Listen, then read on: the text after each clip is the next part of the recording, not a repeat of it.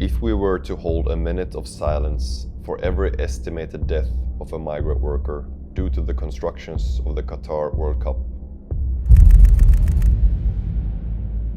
the first 44 matches of the tournament would be played in silence.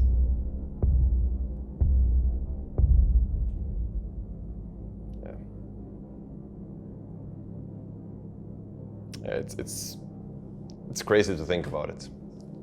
I mean, this World Cup came at a cost. A cost that we just can't accept that.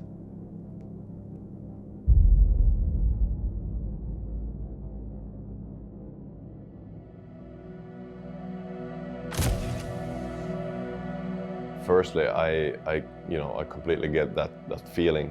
You know, when you see a number in the newspaper, it doesn't really. Maybe it doesn't get to you as it should because it's just a number. You don't see that there's a dead man in that number. It's his family back home, a family's sole breadwinner who's gone without them receiving any financial compensation. So there's just, behind every number there's a story. There's, a family who's just lost their dad.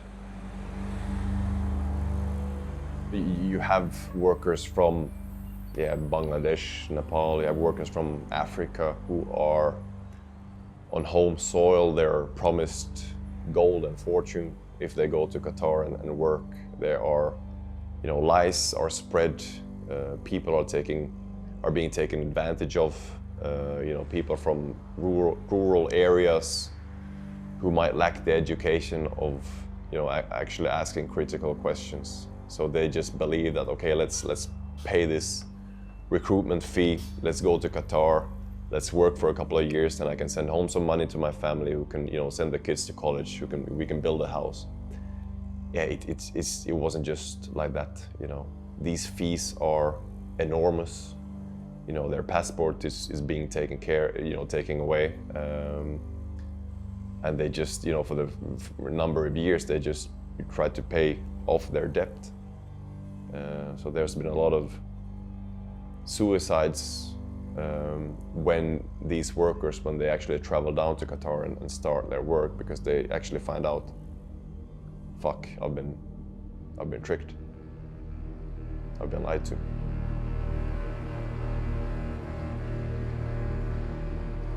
I think Saudi Arabia will be one of the bidding hosts for 2030, together with Greece and Egypt, I think. And it's going to be interesting now because the criticism that FIFA has gotten these past years. Has it influenced them and their thinking, or is there is it just so systematic what they're doing that even if there's been a lot of noise around it, it was still like a great event in their eyes, and they're still open for giving it to Saudi Arabia the next time, because now they have a human rights policy. They have an independent human rights advisory board, and on paper it looks good. In theory it looks like they've done something, but this is the test, for 2030. What will they do? In my world, they should never get it. They should never get it. Right now, you should say or tell Saudi Arabia, if you want any chance of being a part of that bid, you should do this, this, this. Simple as that. Because it's too late when Qatar gets it in 2010 or something. It's too late then to actually demand something, because they were already awarded the games. You just can't influence them anymore.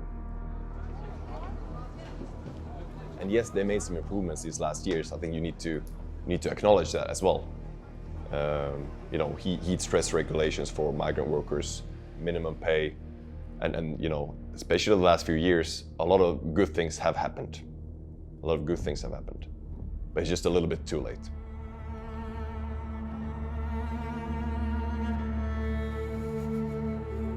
I know that now the focus is on Qatar and the World Cup, but in a few months that will be over, and then where do we go from there? you know, how do we want, you know, sport to look like in the next decade? Getting a major tournament like this, getting the Olympics, getting the World Cup, it should be an award for a country who's behaved well, who are respectful of human rights, who have a culture where, you know, women and men are seen as equal, and not a country where there's a small elite. We need everybody to, again, wake up, because if you don't have these critical outside voices, I just don't know if anything will change. You also have these people saying, hey, but why don't you just boycott it?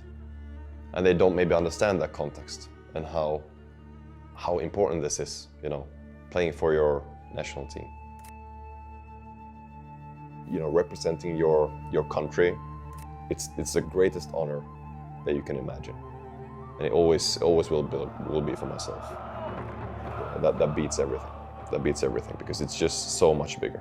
You know, that, you know, the whole country is following you, and, you know, if you win a game or if you qualify for a major tournament that we did, you just know that it will make a huge difference to people's life for a long time.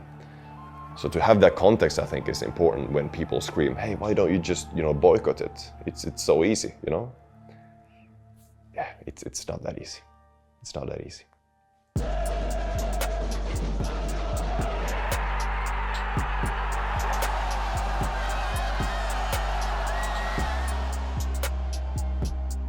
That's what people want, you know, when they put their TV on or when they go to a game.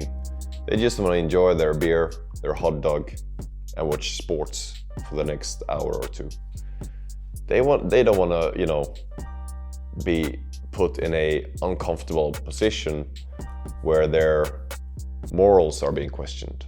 But I think we owe it to sports. If you didn't have, you know, those critical opinions, do you think the Qatari would change anything? Do you think they would change their legislation if nobody said something?